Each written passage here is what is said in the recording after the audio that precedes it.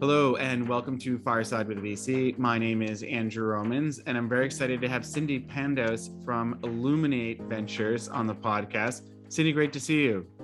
Great to be here. Thank you.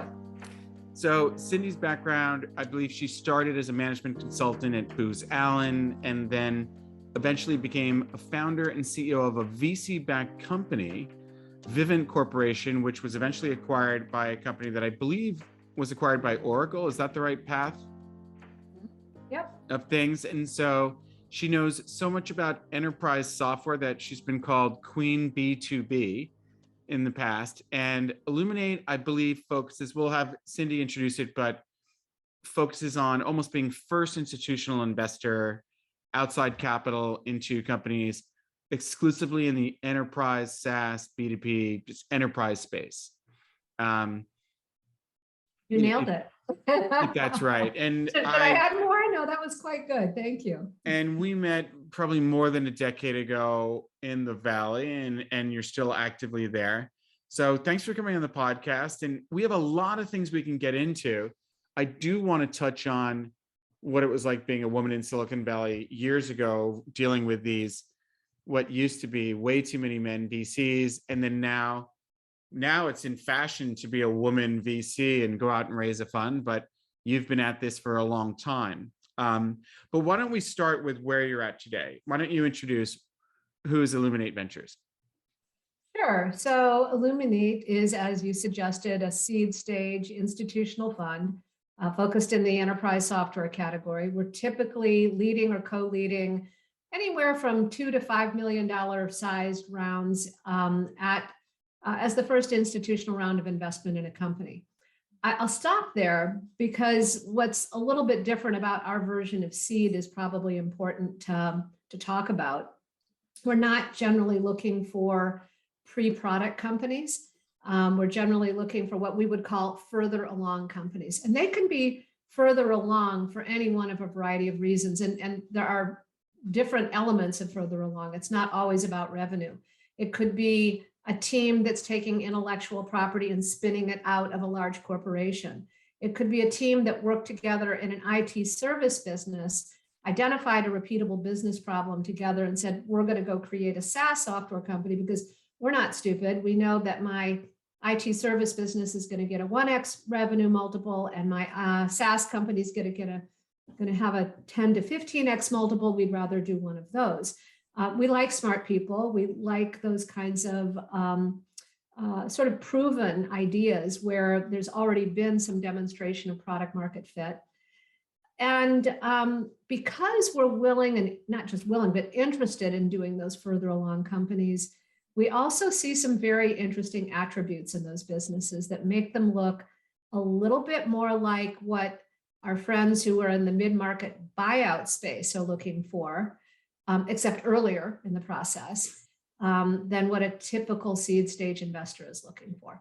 So I hear you saying that revenue is not the only metric of stage, but if we were to use revenue as a metric of stage, what kind of revenue traction does the company have? And as you said, you're often the first investor to be investing before it comes in. So it can't be that late.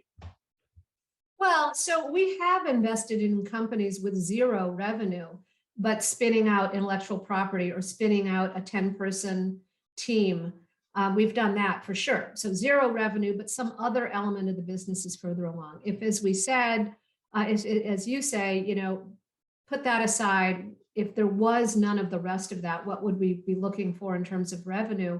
It's probably not the 10K an MRR company. It's probably the one that might be at 30 or 50 or 75K, where it's not one customer. Because we've seen that too, of course, right? Where, especially in the enterprise world, you can have a false positive, frankly. That's the issue we're dealing with here, where one large corporation signs up for a $500,000 contract. I went to Carnegie Mellon. I learned the importance of a lot of different things, but part of that was the analytics tools that I learned there. And I somehow learned the fact that you really don't have a trajectory until you have at least 3 points on a curve. And Right. so we're looking for a little bit more validation of one type or another. Yeah, I mean, for us, it's similar. What if I want to make an introduction and leverage our LP base to help this company, one customer is not really a pattern. One customer is not really a repeatable sales cycle that dropping venture money plus network will necessarily, 5-10x it really, really fast and get introduced to the next funding round. So having more than one enterprise customer helps prove that there's a pattern here, and we could augment and amplify what you've got, with that. And you being a founder of your own fund, first time fund, not a spin out, although you had a successful outcome and you went through the joys of raising venture capital yourself, um, you probably didn't go straight to institutional investors. So I would imagine that there's people that knew you, that have known you, that started writing checks behind you. Have you developed an LP network that differentiates Illuminate in your mind? Oh, for sure. So the progress from not having a fund to having a fund was a little bit different in that I joined, first of all, after the company I founded, Vivant, was acquired by a public company, I chose to go on the venture side. Oh, that's not even true. I unintentionally went on the venture side when I started getting phone calls from all my VC friends who wanted help. And it was, a time frame where there were a lot of founders who were super young, didn't have much experience, or were there even VCs who came not from operating backgrounds, but came more from the financial world. And yet we're doing these early stage investments. Back then, there was no such thing as seed. It was Series A rounds were the first rounds. And so I started getting phone calls from many of my VC friends. I effectively became a venture partner with teams at Scale Ventures and USVP and more David Au and others. I really learned the trade from some great investors. Joined a firm called Outlook Ventures for 4 years that had a very traditional Series A kind of a fund that was doing both enterprise and Wait, the founder of Outlook, isn't he? I know you've got a place in Napa. Yeah. Wasn't the founder of Outlook has a winery, or was it Randy? Maybe I'm Randy missing it. Haken. Yes. Yeah, but his winery is actually in the East Bay. Okay. I believe. Okay. I believe. Okay. I mean, that's where his home is. He lives out that direction, and so I think he was working with a team out of, I think, Livermore or out, where Okay, which Wenti is a fun, a lot of people, touristic people don't know about the whole Livermore wine scene. That's a great place. Yeah, it totally is. And Randy was a great mentor and friend, still a good friend. He's a wonderful guy.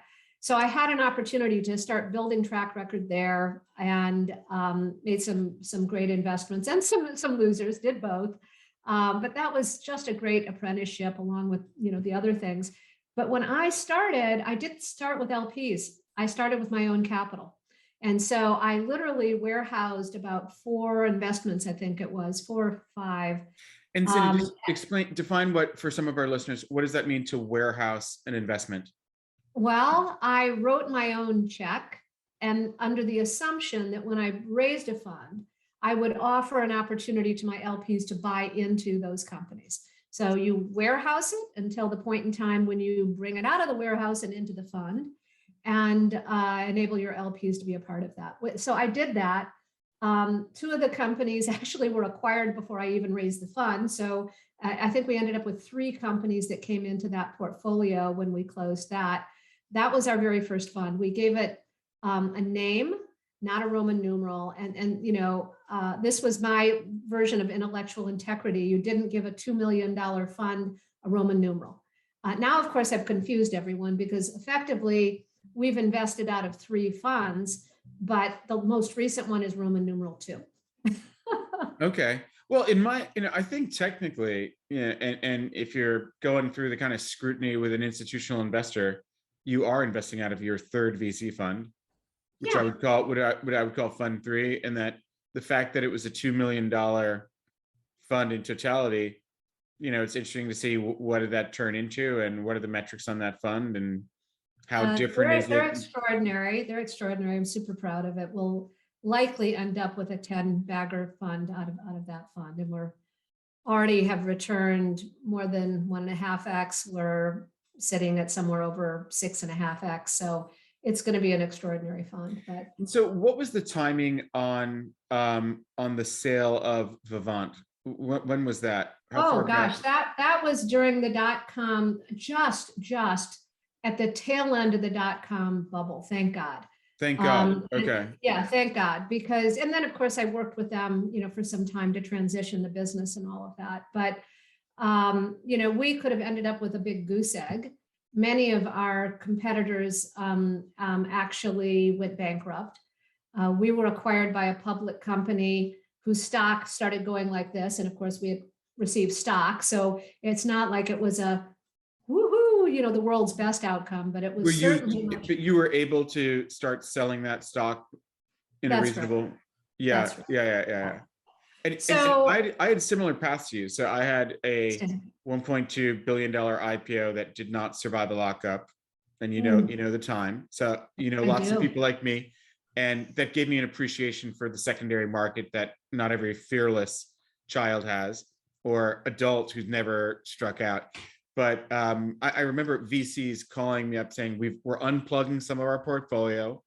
We're funding up others as if no one else is going to invest with us, like a credit crunch. I need an operator to raise the next round. So I got pulled in for like fundraising. It looks like you were doing probably all kinds of operational stuff, but the early 2000s were the time when VCs and founders started working together in that way.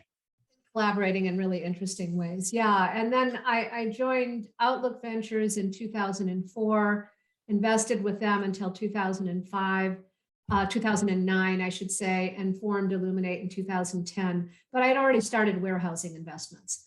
And so we raised that first Spotlight fund was a 2011 fund. And I had about half of it committed at that point.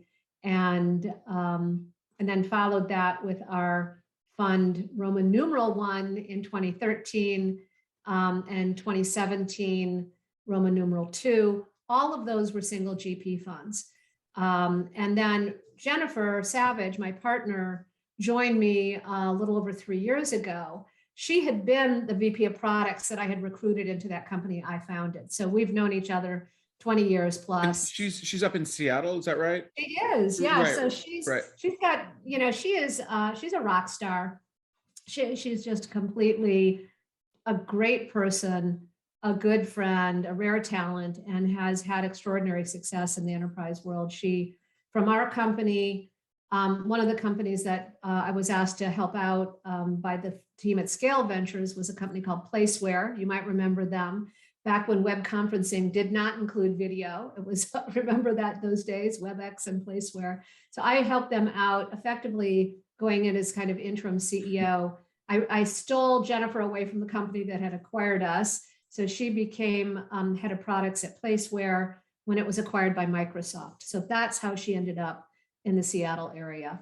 But she stayed because she then was recruited to DocuSign, which I don't know if you know, it was headquartered there originally. Well, I knew Keith Kroc from Ariba Software. That was long later. Yeah, and it was quite late. When I saw him coming in, and I remember I met him in his office in San Francisco right when he had joined, and that would have been 2011, 2012, maybe.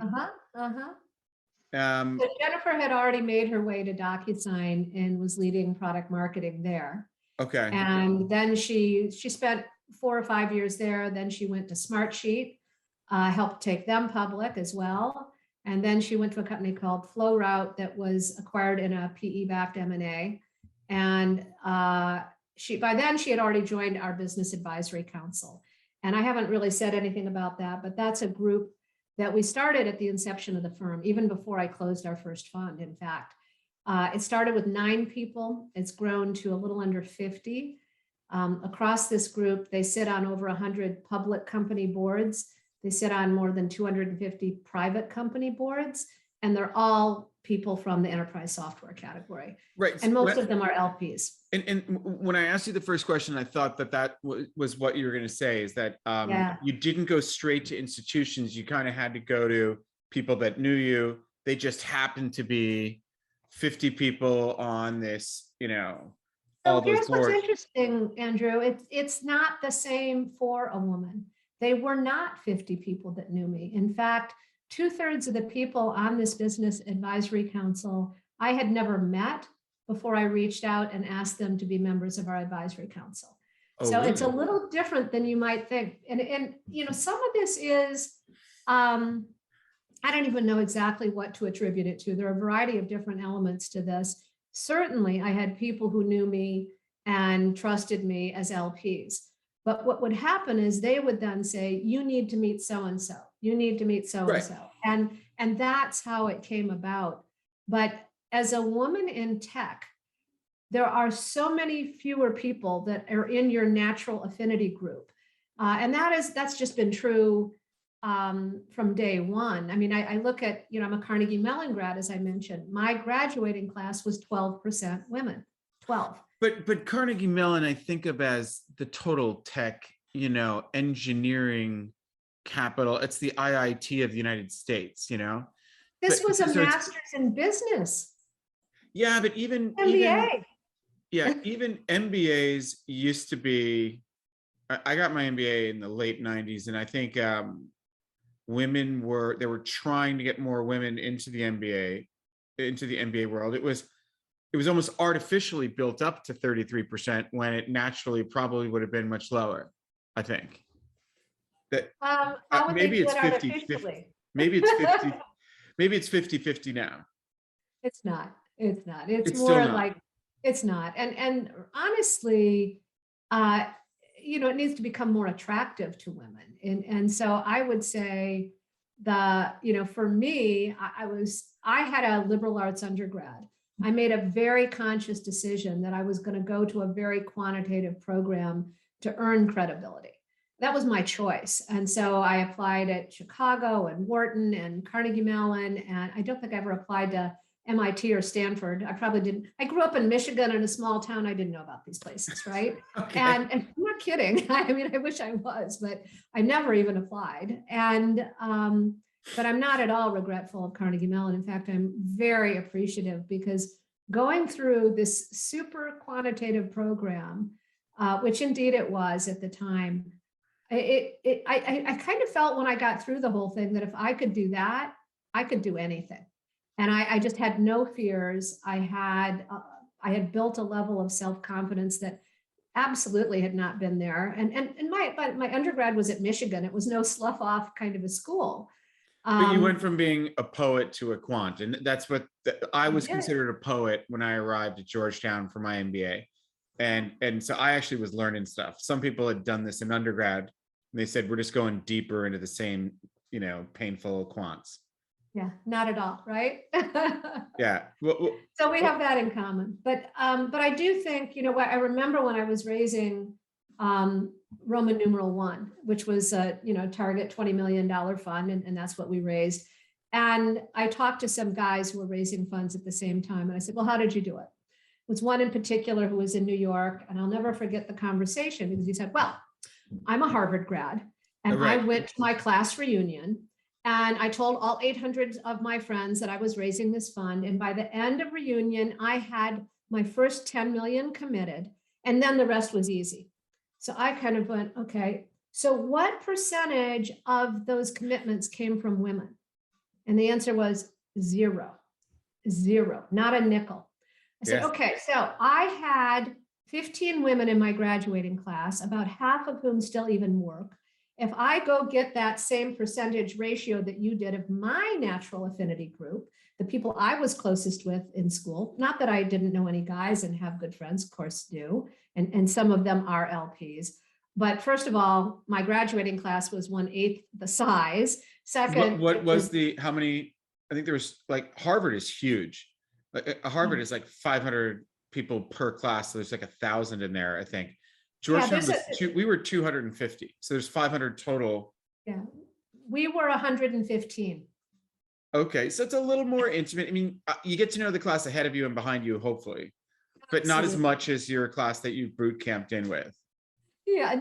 I mean, honestly, you don't really get to know all those other students, and especially in a campus like Carnegie Mellon, it was a little different than a lot of students lived off campus. In fact, most did. A lot of them were even, I would say even when I was there, probably 20 to 25% were locals, people who lived in the community. And so it was really, really different from, going to a larger program. And I had come from Michigan where, our campus had 40,000 students on it, right? Yeah, it's a city. So it was very, very different. And I'm not critiquing at all. I'm saying the reality of what that individual could do to go raise a fund was, I just said, okay, thanks so much, gotta go. There was nothing I was going to gain or learn from how he had, gone about doing it that would apply to how I could do it.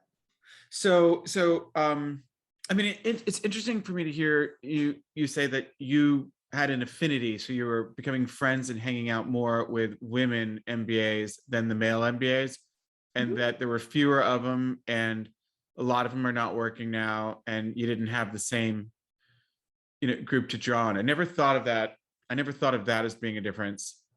I did not get invited to go play basketball in the evenings, or play cards, or lots of other things. It just wasn't, what people did then. And even when you go into the work world, it historically has always been, just a little bit different. And I'm not complaining. I had phenomenal opportunities as a woman in tech and have had amazing mentors and support.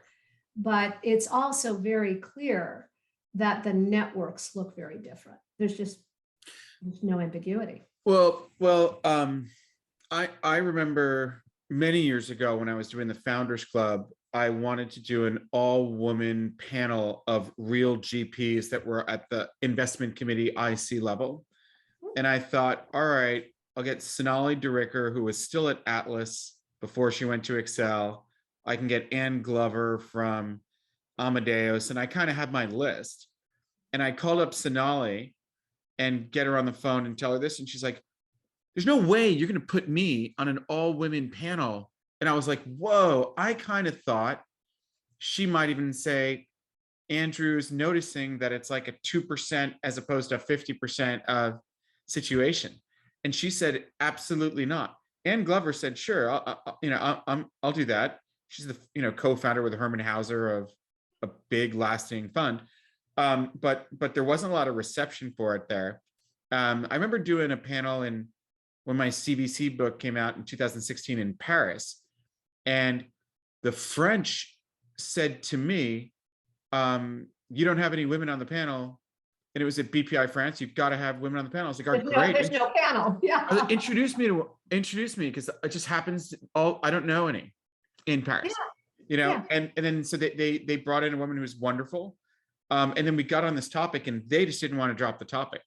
It was like talking about George Floyd the week of. It was just really, really, yeah. I don't look at the world that way, Andrew. I look at it in the sense of what we've always tried to do at Illuminate is remove the barriers and create a level playing field. We've never had an interest in investing in diversity for diversity's sake. right. But we've always wanted to encourage it, support it, enable it in any way that we could. So, I started writing white papers on this topic 10 years ago. We released our latest one last year, and it actually is focused on MBA students because our MBA interns asked us to, get the pulse of interns, of students as to how they think about entrepreneurship and venture capital and how it's different by gender, and it is. But that was the third or fourth white paper we've written on all of this, because we think it's important to be open about it, to communicate about it, to enlighten people about it, not to, invest in diversity for just pure diversity's sake. Sure. I think it's also hard to, so I think of you as being someone who just naturally went out and started a VC fund a long time ago. You've been at it for a while and you're doing well, and we like your deals, and so does everybody else.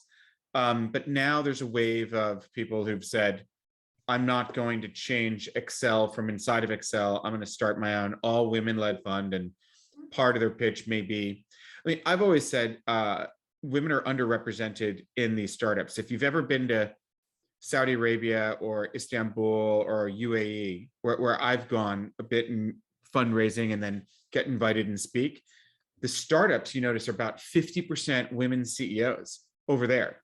And you know, your assumption of never having left Michigan is going to be like, women aren't driving cars there yet. You know, I doubt that they're going to be running the venture-backed CEO role like you, when in fact it was like 50%. And there's a lot of reasons why I think that's the case. But you come back to California and you're like, when is this place going to get past, like, what's, and I've seen some crazy statistics of, you know, how many, you know, Black women CEOs have gotten past a Series A. And it's a shockingly low number. So I think that these new funds that have nothing to do with you guys are coming out saying we're going to be an all women team that at least looks more. We've always had the policy of read the doc, read the email a bit more, maybe take a call, you know, more so, but don't start investing as a diversity driven fund unless we're really saying that's who we are. You know, and we're not.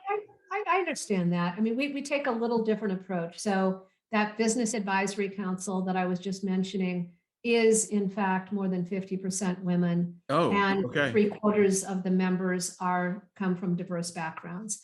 Our student internship program that we've had 100 students graduate through, and then they become scouts for us out in the market, is more than 50% women, and 2/3 of those are from diverse backgrounds as well. Wow. That's intentional. We do those things intentionally in order to not, in order to expand our deal flow, in order to open that door wider. And when we do that, we simply see a different set of entrepreneurs than a lot of other people do. I'll bet. So you guys are an official magnet that attracts these people, probably. And you know, I don't know if we are or not. If I look at our most recent 3 investments, I'm just thinking about this for a minute. 2 have male CEOs, but all 3 have a woman as a co-founder.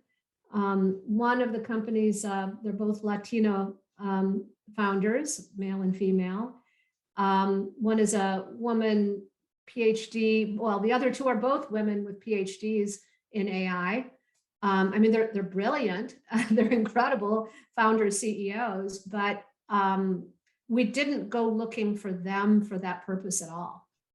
Right. Yeah, we were never looking for diversity as a pillar of our strategy, but I remember meeting Rachel from Daily Harvest in her office, and it was an all women founding team. And they really were going after a space that might not have been obvious to every other, you know, bloke on the street. And they've built, you know, we were in, I think, below 30 million on our first check. Yeah. And they raised at 1.1 billion, which looked awfully low to me, given the growth and the numbers and the profitability of that company. So that'll be a multi-billion dollar outcome, you know, which is great on an all women team. But you know, I started teaching a class Monday nights at Chapman University in Southern California, 7 to 10 p.m. on venture capital, and I was kind of disappointed for sure when I saw the students, and it's like 45 people and something like 4 or 5 women in the group. It's like, how does that even happen? But I guess that's just you know, they're choosing their courses. So even at that level, I don't know. I mean, I don't know. Chatham is a evening weekend program, or is that a full-time program? This is full-time. I mean, so this is like they have 10,000 students. I actually chose to I have the kids doing real work. So I asked the startups, can I share my deck with the students and have them do all kinds of work on it? So it's learn by doing. And I chose to go with undergrads because I find with the undergrads, you keep them longer. I've had MBA interns from every top program, from Stanford, Berkeley, everywhere. But the undergrads will work for you for at least a good 2 years. And they bring stuff. Yeah. Ours is a 2-year program during the class year, but they're all MBAs, or I don't know, we've had pretty good luck with it, but we have it's kind of a project-based program. In other words, they're not full-time interns, so to speak. Right. It's illegal at a lot of places. Like you're not supposed Yeah. to really do it. Yeah, exactly. But and we have worked with undergrads. I find, frankly, it just takes a lot of my time, just given their, they're not used to managing themselves. Let's put it that way in many cases. Right. I call it like I have to be profitable if I'm not paying you. And how do you measure profitability there? And it's something that you learn, or you can say this is a loss-making relationship. Oh, So, I get it. but I think giving the students the exposure to venture for many of them is a big plus, and to entrepreneurship in general, I think is as well. Well, and you don't have to reveal your secret sauce secrets, but with the council, how does that work formally when it's not COVID, or now that COVID's hopefully nearly over? Do you have like an organized way that things are happening, that there's communication? Yeah. So we've done quite a bit. I mean, because it's been around for 10 years, we've, improved the processes over time. Let's put it that way. So we have a skills inventory that we maintain of every one of our advisors that shows what boards they sit on, both public, private, and nonprofit, because I didn't even mention that across this group, they sit on about 80 80 nonprofit boards as well. And, but we also track their skills and experience across a whole series of enterprise software categories that we're interested in and functional roles. Have you been head of HR in an AI software company? Have you been, et cetera? So we have this whole thing we maintain. Our students do that for us. But literally, we survey them when somebody new comes on, and once a year, we ask them to update their bios. We keep a bio book that we share with all the members so they can contact one another. We meet with them physically 3 times a year. Physically right now is virtually. Right. But we only do that 3 times a year. And then ad hoc, I mean, we've had advisors who've made M&A introductions for us. This latest investment we just made was a direct referral from one of our advisory council members. We have had them take board seats within our portfolio. I don't think we've done a single deal where one or more of the advisors hasn't helped us with the due diligence. So they're pretty involved. Well, it's a fantastic way to really formalize it and make them part of your community. And it's very powerful that you're saying more than 50% are women. Right now, I think there's a lot of women aspirational VCs that are going to study this model. Good. I hope so. I hope they get some value from it. Right.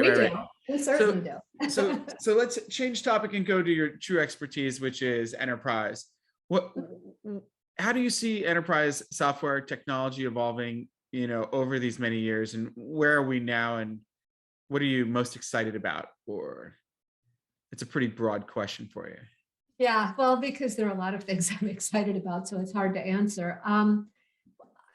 Fundamentally, enterprise software is a $500 billion market.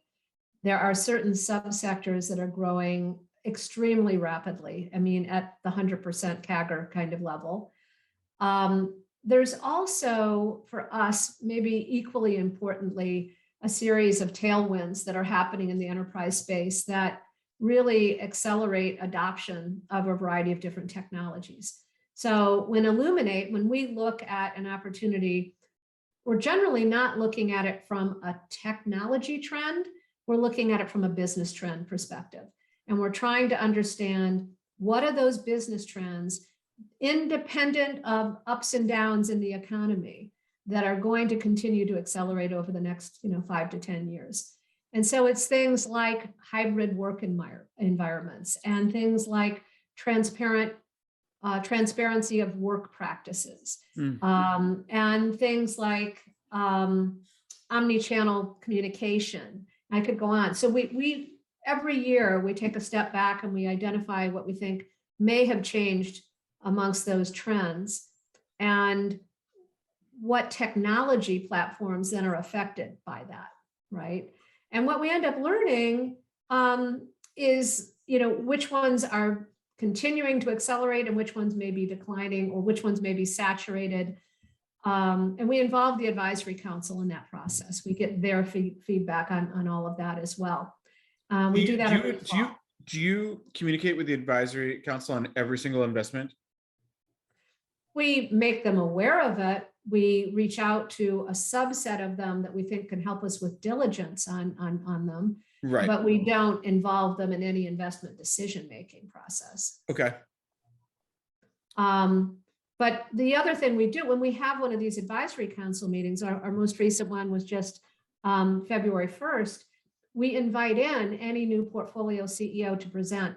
They're not coming in to present to convince anyone to invest in them. They're coming in with a whole set of requests. Here's what I could use your help with. I need customers in this category. I need employees of this type in this region, or whatever it might be, whatever it is they're looking for help with. And it's actually a really funny process, because they're so, by the time, we've signed the term sheet, funded the company, they're so in selling mode, to investors, that when we tell them to come in and present, they actually find it really hard to come in and ask for something instead of trying to persuade people, that they should invest in them. Right. I mean, if I were one of your CEOs, I wouldn't struggle. I'd be like, okay, I've got the cash in the bank. Now I want to get as much out of these people. I research them, and hey, you're at Costco's, you're at VMware. This is what we're really looking for now. But how can I make you like me enough to help me? That's you and me. We understand the light bulb would switch and we'd be at it. It's cute. Yeah. Okay. And maybe what's your experience been with valuations? You and I have similar paths of existing at different levels, and now on the investing side for about the same time. Valuations went up, right? But so did the cost of vegetables at the grocery store and petrol at the pump, right? So what is your feelings about what valuation should be, especially on your initial checks, when you're coming in at either a real farther along spin out or 30, 80, 100K MRR type startup? So we focus on ownership, right? And we do, because we've just had the experience of writing small checks into big rounds that don't do anything to tip our needle, right? That was, some foolish behavior in Fund One. Not intentional in a sense, because the first close of Fund One was just $6 million. So I felt like I had to write smaller checks until we knew what the total fund size would be. So you're building out some diversification to assure the LPs of this is a safe place to be. And that's right. But that's why we didn't do it, however, in Fund Two until we're confident what we knew the fund size would be, so that we could write much more similar sized checks across the whole fund. I'm telling you this not for the reason or the purpose of saying, why do valuations matter? In some ways they don't, if the ratio of increase between seed and Series A and B and C and D keeps going the way it has, which is that A and B rounds are up 50% at a point in time that seed rounds are up 25%. I could do those kind of deals all day long. Yeah, right? If you were buying and selling houses, that makes sense. Right, but you still have to have the fund size that makes sense to have the portfolio diversity, which means you have that element in the mix. You also just have a much more simple element in my mind, which is how much money is too much money for a startup that hasn't proven product market fit. Yeah. And I think, it's really important to share that, for us, some of those deals that we did in that 2008 through 11 timeframe, when I was warehousing investments and doing the first investments for our early funds, they're the best performing companies we've ever had. Those entrepreneurs understood the value of $1. During the economic downturn, during the financial crisis, you just didn't write checks willy-nilly. People got a check, they treated it like what it was, which is gold, right? And I'm personally perfectly happy to see what's going on in the market right now, which is a move towards rationalism. I do think it's going to come, back to haunt some of the late stage investors. Those companies are going to have to work really hard to grow into those valuations. Yeah, yeah. It's funny. We like to invest in late seed where the companies have like 100K MRR as a first entry point, but we reserve 5 shots of fund for I want to be in before the company's founded. So they can call you and say, I'm in, and then they just kind of they can recruit the employees, and these people are not going to run out of money fast. And I knew them at their last company. So I'm old enough to have a few shots, and we can afford to lose them because of the diversification.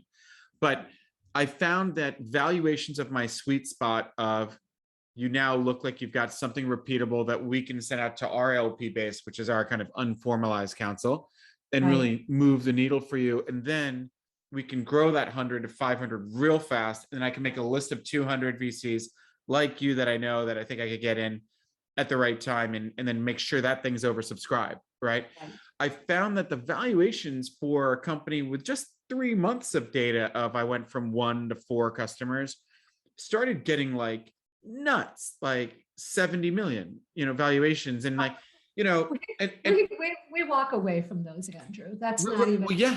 And then there was a period of time when in last year in 2021, kind of late spring to maybe October, it just felt like I was like, you know what?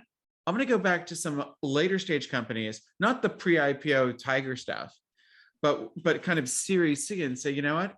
This company is raising at a 32 million valuation, has 100 employees in real revenue, and a multiple of pre-money to actual today's ARR, not December 31st. Yeah, not future. Not my people going with like, so we're going to end the year 22, we're going to end the year at this. It's like, wait. What about now? Or can I invest later at today's valuation? Or can we do this the opposite? So how do you handle that? Because, I think the highest post-money valuation we've ever done is maybe 35. Oh, really? Highest. Okay. Yeah. So, and we've invested in companies that were already at 1 million in ARR. Sure. Yeah. Well, I mean, I don't live by this, but I've never invested in a company without putting in an internal memo what the ratio of pre-money valuation is to right now ARR. Yeah. It's just something I think about.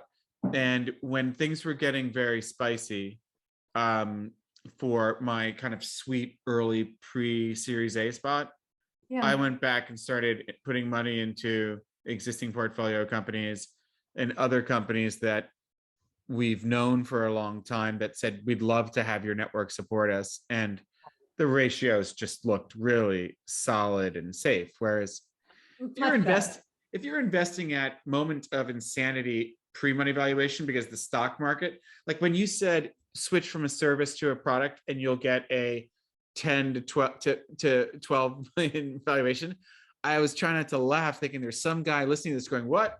I expect a 47x like Zoom at its peak on the public markets, but that changed. Thank God. It didn't. It changed very quickly. Yeah.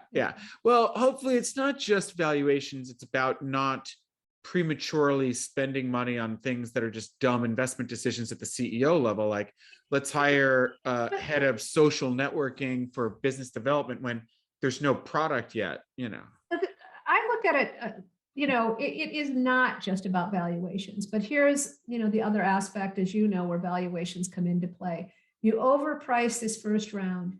You find it hard to raise the next one. It might be a flat or a down round. That's very discouraging to the founders, to the entrepreneurs. Doesn't matter that much to us as investors. We've reserved, we're going to write another check if we really like the company, we're going to support them. Or you have to do a seed extension of some kind. I really believe take the right amount of money at the right valuation at the right time, and it's good for everyone. It's not about it being just good for the investor by any means. I took my class through, I made a spreadsheet of the journey of the founder, and I say there's 2 of you, so it's 50-50 ownership. That's how it starts. And maybe there's 5 of you, but let's just call it 2. Now you do a little advisory round and give these people some equity for free. Maybe you gave off 5%. Maybe they put in a tiny bit of money. So now you're at 49.5, and the funny thing is that if you show how much dilution you get if, let's put this entire ship at risk and call it a 40 million pre to optimize for dilution for founders and insiders. Or let's set it so that if we spend that money on this runway of 18 months or 24 months, we may not get all these customers, but we know we will have built this and done that because we went to work every day, and we will land and expand with that customer. And so you know that the pre-money should be higher than this post based on what we know we can achieve, even in a rainy day scenario. That if you push it too high, you're literally, these founders might have been working on that for 7 years and made it look like an overnight launch success to you.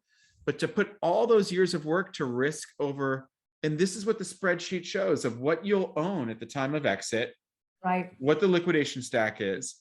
And you literally went crazy with your wife and kids and spouse or husband just over this difference, but anyway, people have to live through it themselves. If it's your first time, you might just be gunning for dilution. Let me close on exits. So at this point, you list some of the exits, I think, on your website. What is your, you've got the advisory council that's already been impacting the exit for some of your companies. What's your sense of the exit market for venture returns these days? Well, obviously it's changing as we speak. The market's shifting somewhat at this very moment, but there still is let me step back. There's a huge amount of capital, dry powder in the market. It's not just, for follow-on rounds. It is all of these mid-market buyout funds. It is all of the private equity funds. It is all of the corporate groups that have a great deal of capital and not a lot of intellectual property growth over the recent years.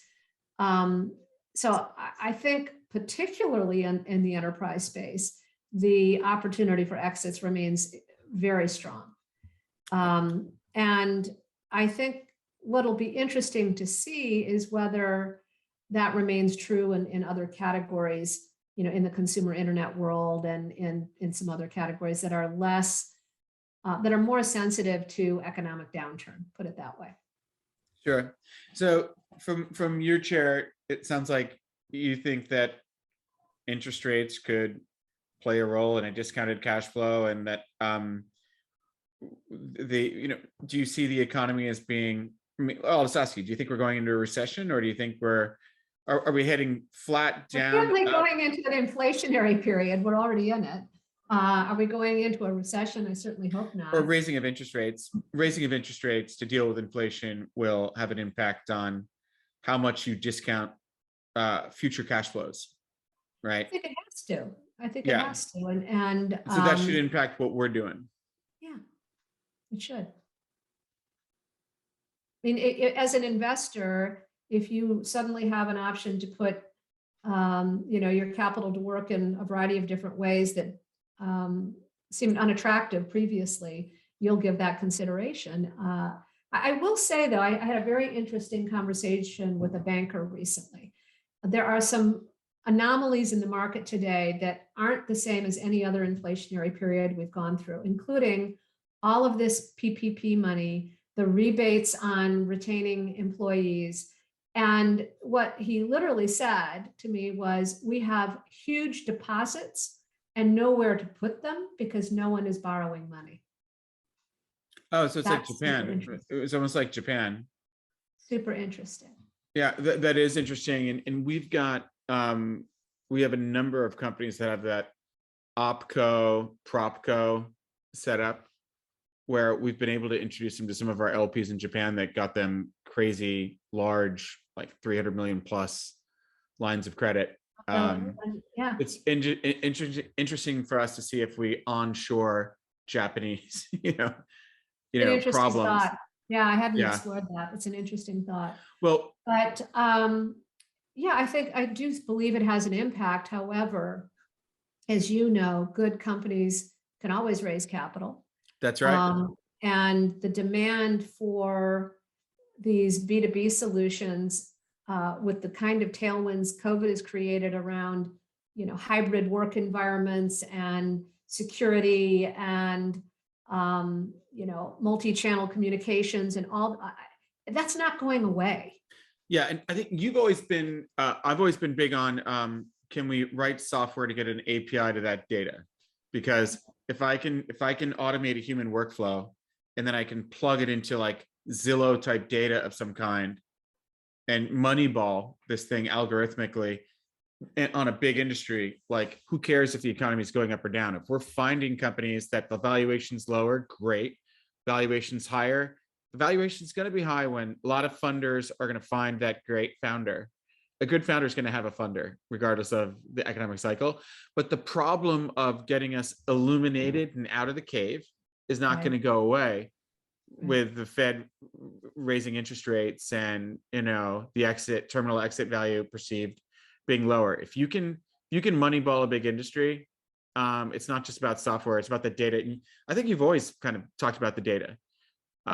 So I believe those first principle fundamentals of change that must happen at the enterprise level is going to remain good. There's a lot of VCs out there, but there's maybe more founders than there have been ever. Well, I mean, one of the things when we just did this recent research I was mentioning with MBA students, I almost fell out of my chair when we got the data back, because one of the many questions we asked was about what's your level of interest in entrepreneurship? And if you're interested, what are you already doing today? This was across 20 of the top MBA schools in North America. And that 85% of the respondents said that they had a strong interest in entrepreneurship. I was expecting maybe 50 or better, but 80, and they weren't saying necessarily right now, immediately, but that they saw somewhere in their future that they would seek to be an entrepreneur. That's incredible. Well, do you know, when the dot-com bubble happened, I had a lot of friends in the MBA world, and people were jokingly saying, hey, you know what B2B stands for now? It means back to banking. And you know what B2C stands for now? Back to consulting. We're going to get jobs working at Goldman and McKinsey and forget being, Bill Gates and, Steve Jobs now. And it's all reversed again. Right. I think it's like, my first job out of undergrad was a Unix headhunter. And if you spoke to a guy, so when you say Sun and all that, I know all these places, right? So when you said to an IITian, oh, and here are the stock options, they were like, I don't care about the options. Show me the hourly rate. I'm a 1099. I've optimized my car and everything. And then they see their friend from the IIT take the stock options working for Jim Clark at SGI, and that was worth something. So now they're like, I want my stock options, and I'm not just a 1099 anymore.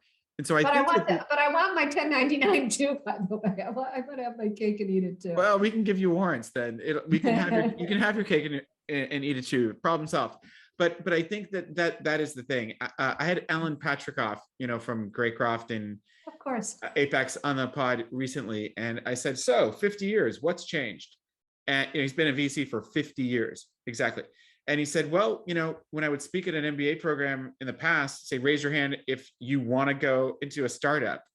They all wanted to go to Goldman Sachs and be masters of the universe there, or consulting or large corporation. And he said, now that's the big change, that in this culture, it's been a total flippening there. The opportunities for entrepreneurship have never been this expansive. Okay. You can do it from anywhere. It doesn't take a great deal of capital to get started. You can even do it part-time and not risk your current position when you get started. And I think COVID really taught people a lot of lessons around the importance of self-sufficiency and independent thinking and a lot of other things. And I don't think that's going to turn back. I don't think suddenly students are going to be chasing after investment banking jobs. I mean, there was no list of angels to go to either. Like literally, it was hard. There weren't any. Yeah. It was like, how am I supposed to find an angel? I'm from New Jersey. I don't know where to go. Okay, Whereas, I'm from Holland, Michigan. Okay, at least right, Jersey, New York was at least close by. right. So I think I couldn't agree with you more. It's a great place to end the session, but they've never had it easier on a whole bunch of fundamentals beyond just AWS on getting started. And I want to say easy, Andrew. They've never had more opportunity to take the risk. It's still a sure. risk. But I encourage it. It's what I did. It's the kind of thing you did. I think it's one of the best things you can ever do. Well, I think it's always great to have an operator turned VC who truly can compassionately understand what that risk is like at different stages of their careers, even when it's, I raised it too high a valuation. Oh my God, let's get the cash in the door. I got payroll to meet. So great to see you. We should have our quarterly call on deal flow more often. Make sure we don't miss that, especially in that it can be done over Zoom. And thanks so much, Cindy. Best of luck and see you soon. Thank you. Bye for now. Bye-bye.